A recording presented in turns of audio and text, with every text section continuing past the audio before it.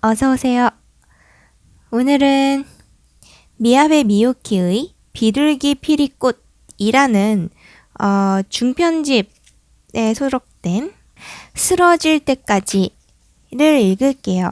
이거는 중편이라 조금 길기 때문에 한 4번 정도에 나누어서 읽게 될 것 같아요. 시작할게요. 신카이바시 다리로 이어지는 통칭 도덴도리라고 불리는 길과 에이 다이도리 길 교차로에서 생애 4번째로 치명적인 심장 발작이 덮쳐왔을 때 아소 사다코는 상점과 청과물 가게에 들러 귤을 사서 집에 돌아갈 생각을 하고 있었다. 홀로 남은 손녀 도모코가 그 사실을 알게 된 것은 할머니인 사다코가 손 안에 쥐고 있던 메모지에 할머니의 글씨체로 그렇게 쓰여 있었기 때문이었다. 히라가나로 귤이라고. 죽는 순간 할머니의 머릿속을 스쳤을지도 모를 다른 무언가는 남아있지 않았다.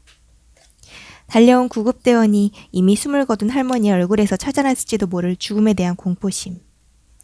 단지 그것만으로는 설명할 수 없는 고뇌에 찬 표정 역시 남아있지 않았다. 남은 것은 귤이라는 단어뿐이다. 발작이 일어났을 때 할머니는 혼자였다. 이비인후과에서 집으로 돌아가는 길이었다. 10년 정도 전부터 한 달에 한 번 할머니는 습관처럼 청력검사와 보청기 점검을 받아왔다. 도모코는 할머니의 죽음을 심각하게 받아들이지 말자고 생각했다.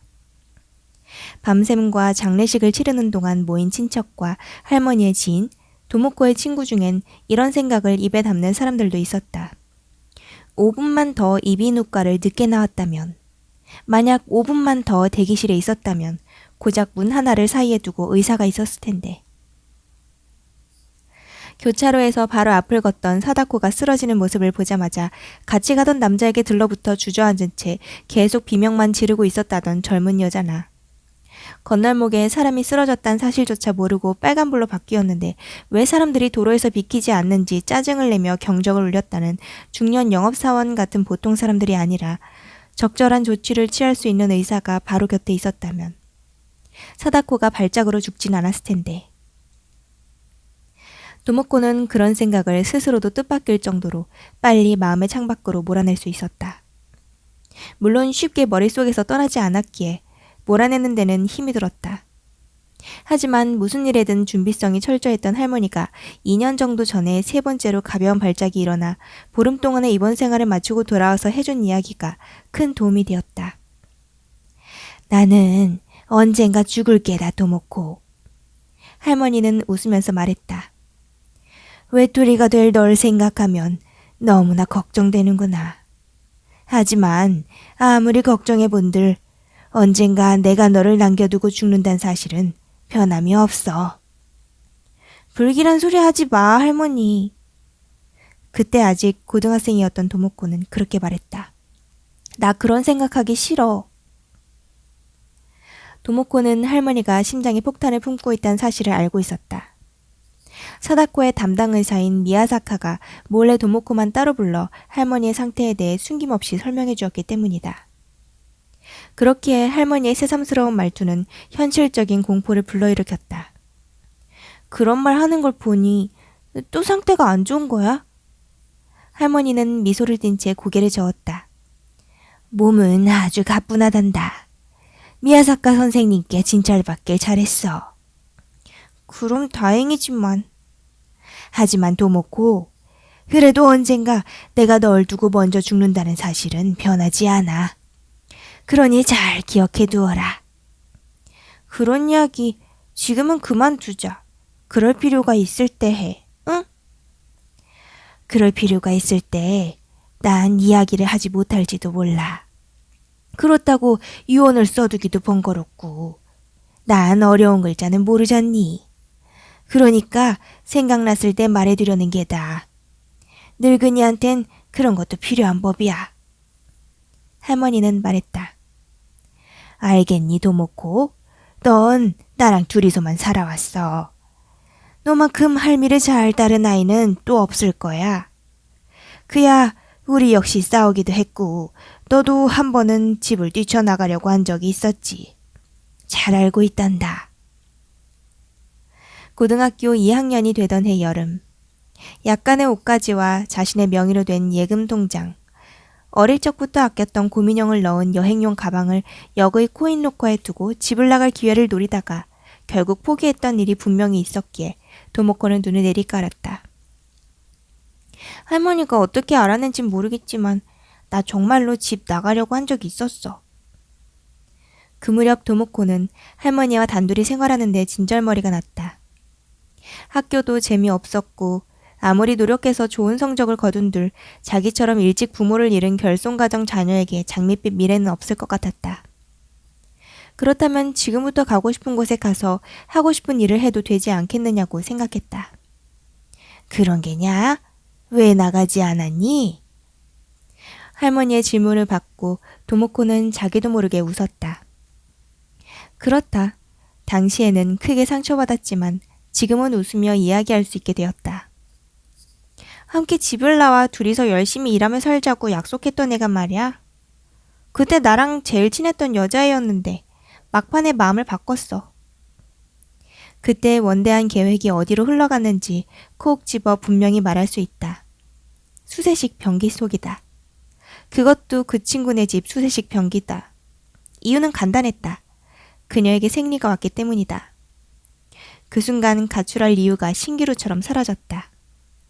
임신한 것 같다고 고백하자마자 한겨울 한밤중에 양변기처럼 냉랭해졌다던 그녀의 남자친구는 틀림없이 안심했겠지만 도모코는 김이 빠져 집을 나가려는 기력도 어디론가로 사라져버렸다.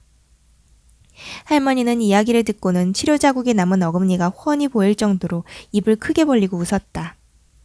할미가 모르는 곳에서 도모코도 거창한 생각을 하고 있었구나. 코인로커에서 가방을 꺼내서 몰래 집으로 돌아왔을 때 인생 최대의 패배감을 느꼈어. 그랬겠지. 그럴 게야. 할머니는 즐거운 듯 계속 웃었다. 도모코도 웃었다. 잠시 후 천천히 웃음을 그치더니 할머니가 이야기를 계속했다. 어쨌거나 도모코랑 이 할미는 나름대로 잘 지내왔어. 그러니까 나는 너를 두고 가기가 괴롭고 너도 혼자 남으면 분명 외롭겠지. 할머니는 다시 진지한 얼굴로 돌아와 있었다. 할머니, 들어보렴. 내가 죽으면 장례식이니 뭐니 잡다한 일을 하는 동안에 사람들은 너에게 별의별 말을 다 할 게다. 세상 사람들은 제멋대로거든. 도모코가 조금만 더 할머니를 잘 모셨다면 더 오래 사시지 않았겠느냐면서 거들먹거리며 함부로 말하는 사람도 반드시 나와. 할머니는 혐오감을 드러내며 눈살을 찌푸렸다. 내가 가장 두려운 건 그때 도모코가 자책하는 일이란다. 예컨대 우연히 도모코가 집을 비웠을 때 내가 죽었다고 치자. 그러면 도모코는 그때 내가 나가지만 않았다면 할머니는 죽지 않았을지도 모른다고 생각하겠지. 그럼 곤란해. 절대 그렇지 않단다. 사람이 죽고 사는 건 운명 이외에 아무것도 아니란다. 넌 어릴 적에 아빠랑 엄마를 그렇게 고통스럽게 잃었으니 잘 알고 있겠지. 보통 아이들보다 잘 알고 있을 게야. 하지만 이참에 다시 한번 말해두마. 운명을 거역할 순 없단다, 도모코. 운명이라는 말을 할머니는 한 음절 한 음절 나누어 똑똑히 발음했다. 운명. 우리는 둘이서 살아왔어. 언제나 함께 열심히 해왔잖니? 그러니 잘 기억해 두어라. 어디서 어떻게 죽든 그때 내 머릿속에는 도모코랑 지내서 즐거웠어. 혼자 남더라도 도모코는 열심히 노력해 행복해지겠지. 헤어지기는 서글프지만 도모코라면 분명 괜찮을 거야. 라는 생각밖에 없을 게다. 그것 말고 다른 생각은 안 들 거야. 믿어다오. 현실이 된 할머니의 장례식에서 도모코는 영정사진을 올려다보며 그때 할머니가 한 말을 몇 번이나 마음속으로 되풀이했다. 할머니는 내가 자책하길 바라지 않아. 할머니는 내가 그때 들은 말을 믿기를 원해. 그렇게 해서 할머니가 죽고서 가장 괴로운 한 달 남짓한 시기를 버텨냈다. 하지만 터널을 빠져나온 후에는 막막하고 현실적인 난관이 기다리고 있었다. 상속세다. 할머니와 둘이서 살아온 지은 지 25년 된 목조 2층 집과 20평 정도 되는 부지. 약간의 은행 예금과 간이보험의 사망보험금이 500만 엔. 도모코에게는 그쯤 되는 재산이 남았다. 친척 중에 이러니 저러니 잔소리를 하는 사람도 있었지만 도모코는 망설이지 않고 구청 상담 창구를 방문해 세무사를 소개받았다. 사사키라는 이름의 세무사는 도모코의 죽은 아버지와 비슷한 연배로 코 밑에 찰리 채플린처럼 잘 손질한 콧수염을 기르고 있었다. 마치 조그마한 솔 같은 수염. 세상에 번거롭고 잡다한 일을 제가 이 솔로 냉큼 청소해드리겠습니다 하는 느낌의 수염이다. 도모코는 수염과 만사에 시원시원하고 거드름 피우지 않는 세무사의 성품이 마음에 들었기에 귀찮은 돈 계산과 서류 작업도 편하게 생각할 수 있었다. 그의 이야기로는 상속인이 도모코 혼자라서 문제는 없다고 한다. 땅과 건물 모두 할머니 명이다. 원래는 할머니의 남편 명의였던 것을 할아버지가 돌아가셨을 때 고스란히 할머니가 상속하여 그대로 오늘에 이르렀다는 이야기다. 할아버님은 언제 돌아가셨죠? 세무사가 물었다. 제가 태어나기 전이었대요. 그런가요? 당신은 아직 이 지역의 도로변 지가가 낮은 덕분에 할머님도 충분히 상속세를 낼 수 있으셨겠죠. 원래대로라면 할머니가 상속한 땅을 아버지가 상속받은 뒤에 제가 이어받아야 마땅하겠지만요.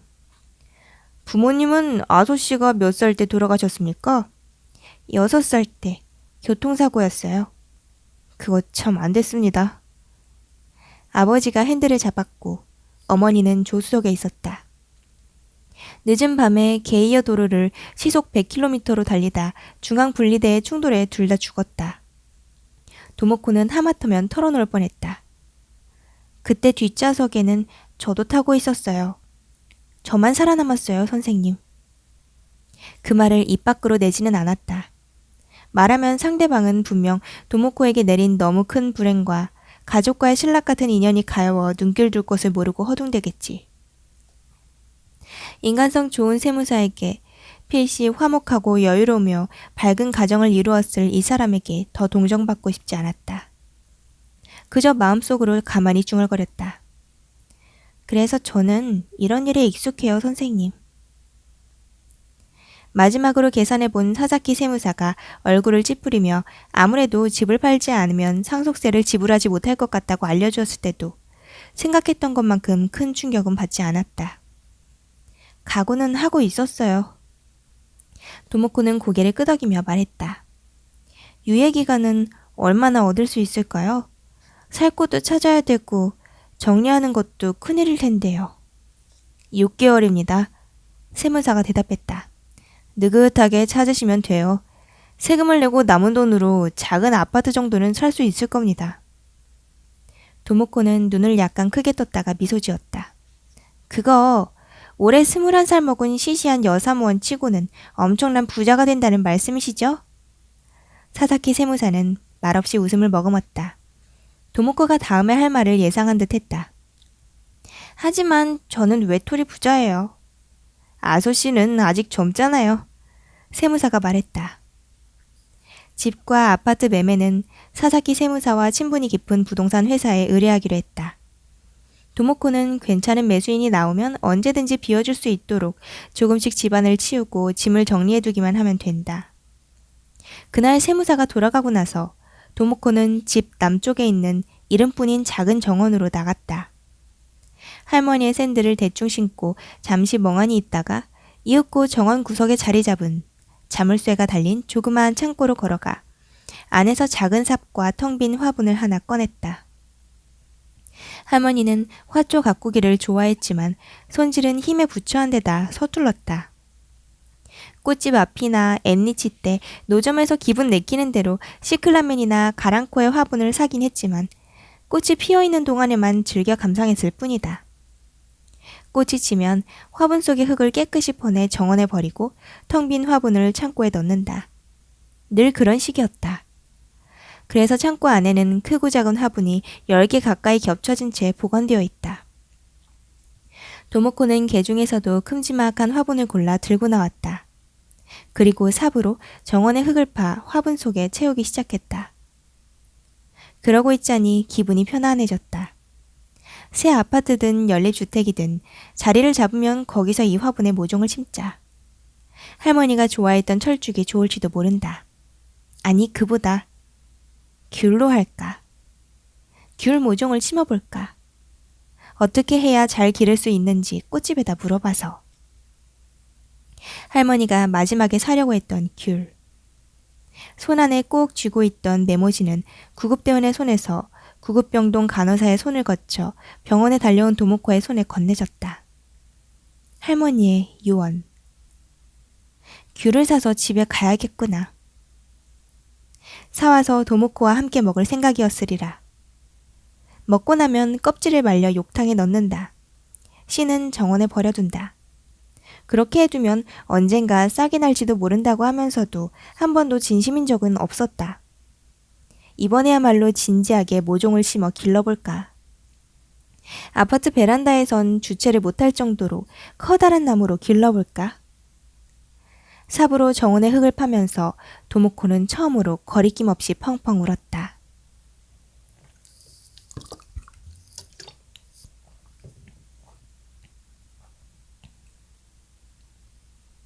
할머니의 장례식이 끝나고 2달쯤 지났을 무렵 사사키 세무사와 함께 부동산 회사 담당자가 찾아왔다.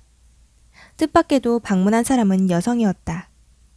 막 40줄에 접어든 나이로 보였는데 훤칠하니 키가 크고 도모코는 도저히 소화해낼 수 없을 듯한 몸에 딱 붙는 정장을 입고 있었다. 머리 뒤쪽으로 대충 정리해놓은 긴 머리카락에는 군데군데 검은 명주실 다발 속에 금빛 실을 섞어놓은 듯 탈색된 머리카락이 빛나고 있었다. 노란색 헤어 매니큐어를 했을 것이다. 스도라고 합니다. 이름을 댄 목소리는 약간 쉬어 있었다. 미국 영화에 나오는 것처럼 도모코에게 손을 내밀어 악수했다. 거칠고 메말랐지만 힘있는 손이었다. 건네받은 명함에는 스도 이스코라는 이름 옆에 회사명이 인쇄되어 있을 뿐이다. 직함이 없나 하는 놀라움이 도모코의 얼굴에 드러났으리라. 이스코는 이해한다는 표정으로 씩 웃었다. 실은 제 회사입니다. 스도 씨의? 사장이란 말인가?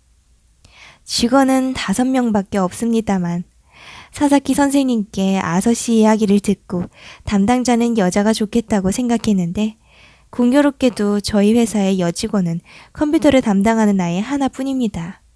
그래서 제가 나왔습니다. 이스코는 만약 걱정되시면 저희가 비용을 부담할 테니 이것저것 조사해 보셔도 괜찮습니다 하고 말했다. 아서씨의 토지를 취급하는 건 저희한테도 큰 건수이니 그 정도 서비스는 해드려야 마땅하고 신용도 얻고 싶습니다. 부동산 매매는 처음일 테니 불안해하시는 것도 당연하지만 사사키 세무사가 끼어들었다. 만약 제 일처리 방식이 마음에 드셨다면 스도씨 역시 마음에 드실 겁니다. 이스코의 명함을 쳐다보다가 그녀의 만듦새 좋은 정장을 잘 살펴보고 5cm 하이힐을 신은 멋진 각선미를 감상하고 나서 도모코는 빙긋 웃었다. 잘 부탁합니다. 어차피 언젠가는 어딘가에서 누군가를 신용하고 맡겨야 할 일이다. 찾아온 사람과 그 사람이 하는 일을 그대로 받아들이자. 그날 이스코는 집 안팎을 직접 검사하고 오래된 권리증을 확인하고서 도중에 떼어왔다는 토지와 건물 등기부 등본을 보여주며 앞으로의 절차를 설명해 주었다. 이 부근은 도심과도 가깝고 공공도로와 마주한 모퉁이 땅이라서 상당히 좋은 가격으로 팔릴 거라고 한다. 도모코는 그녀의 시원시원한 말투와 전문 용어를 쓸 때 반드시 쉽게 풀어주는 설명 방식에 호감을 느꼈다. 다음 약속이 있다며 사사키 세무사가 물러가고 거실의 낡은 테이블을 마주보고 앉아 커피를 마시며 이스코가 말을 꺼냈다. 이번 토지 매매에 관해 아서씨가 개인적으로 의향을 물어보셔야 할 사람은 있습니까? 개인적으로 라는 부분을 강조했기 때문에 이스코가 정말 묻고 싶은 것이 어떤 의미인지 바로 알았다. 친인척 등을 가리키는 말은 아니리라. 유감스럽지만 이성으로 사귀는 남자는 없어요. 도모코는 미소를 지으며 대답했다. 회사 선배라든가 친구가 여러모로 걱정해주긴 하는데 저도 뭐 자세하겐 이야기하지 않았고. 그런 존재에 가까운 남자가 있던 적도 있다. 하지만 그가 반년 전에 직장을 옮기면서 둘의 관계도 끊어지고 말았다. 거리가 가까웠기에 결실을 본 결국 그뿐인 연애였다. 저로서는 잘 됐다고 하고 싶네요. 이스코가 처음으로 편한 말투로 말했다. 결혼했다면 이야기가 다르지만 아소씨 같은 입장의 여성에게 남자가 붙어있으면 되게 안 좋은 결과가 나오곤 하거든요. 물건은 비싸게 팔렸지만 둘 사이가 거북해진다든지, 둘 사이를 깨트리지 않으려고 하면 매매 거래가 성립이 안 된다든지. 인간이란 큰 돈이 얽히면 변하니까요. 심할 때는 돈을 목적으로 접근한 남자에게 휘둘리는 일도 있고요. 도모코는 천천히 고개를 끄덕였다. 사실 회사에도 도모코의 현재 처지에 대해 애들러 떠보는 남자가 있었다. 지금까진 전혀 친분이 없던 남자다. 도모코가 집을 가진 천의 고독한 상속녀가 되었다는 사실에 갑자기 흥미를 느낀 것이리라. 연애는 일이 전부 해결되어 안정된 다음에 하려고요. 이스코는 하얀 목을 젖히며 웃었다. 그거 현명하네요.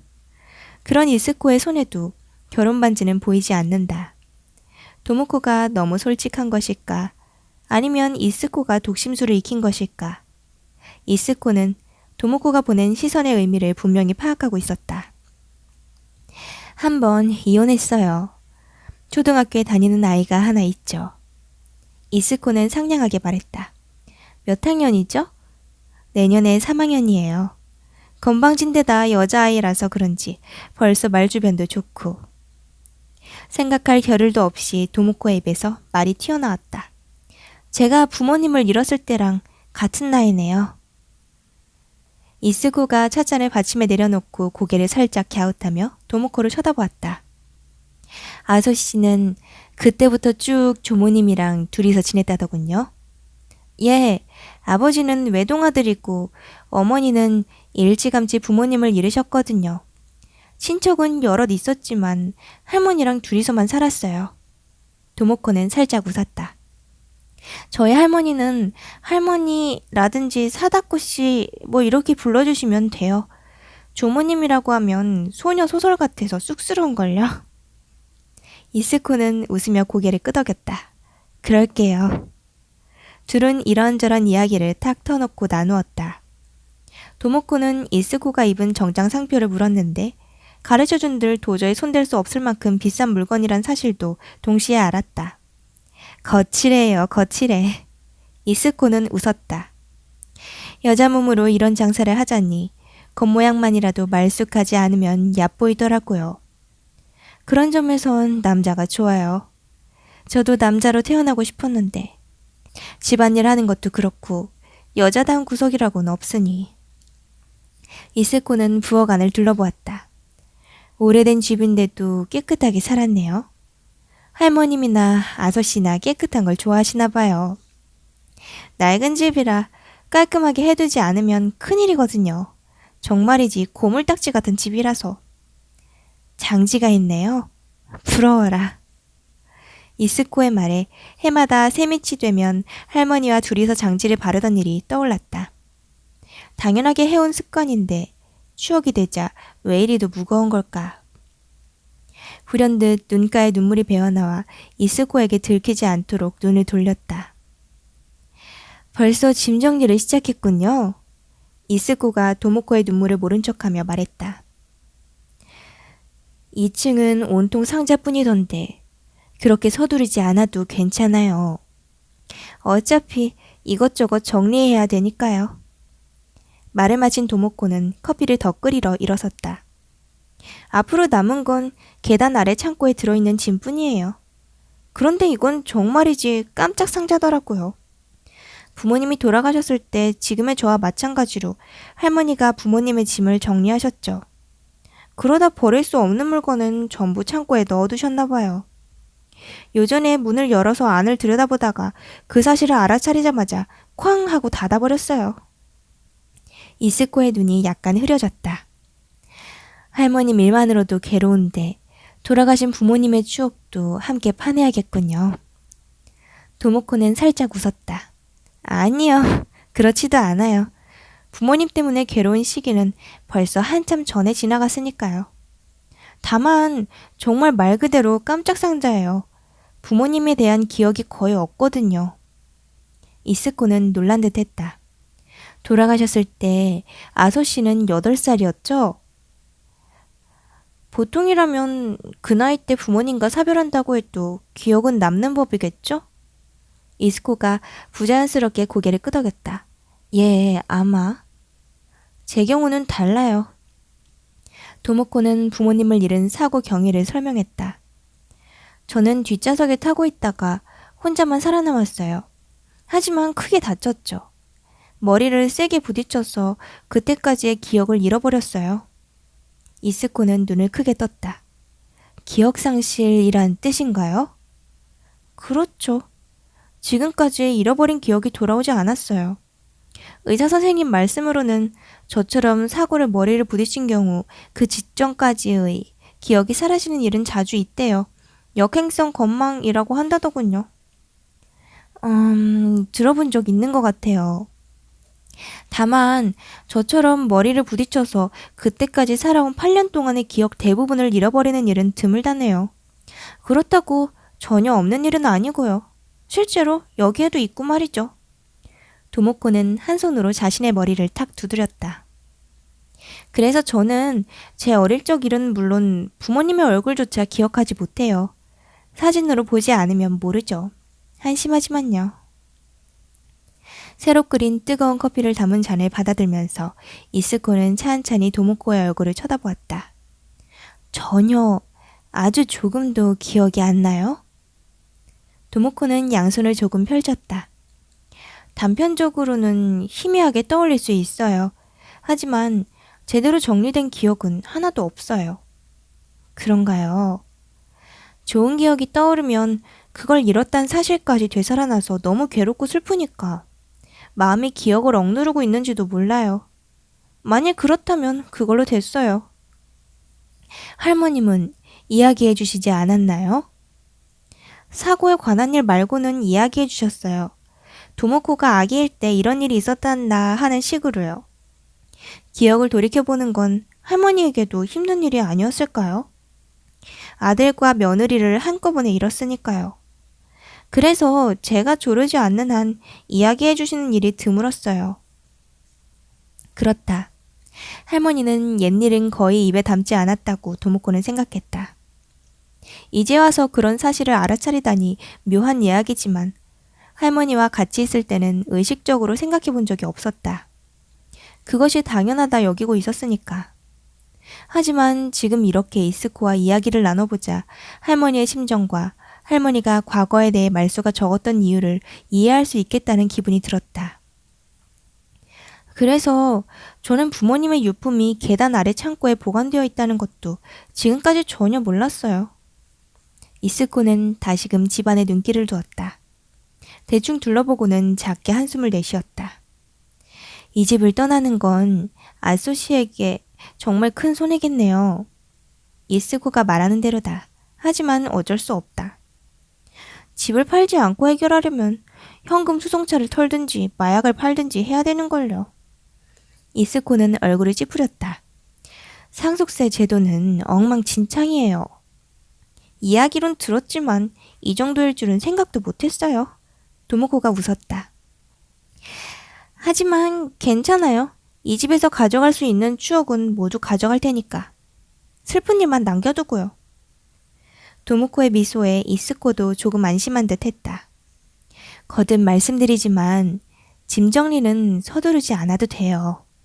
이스코가 다정하게 말했다. 깜짝 상자도 즐거운 마음으로 느긋하게 열어보고요. 예, 그럴 생각이에요. 도모코는 고개를 끄덕이며 말했다. 오늘은 여기까지. 쓰러질 때까지 1편 읽었어요.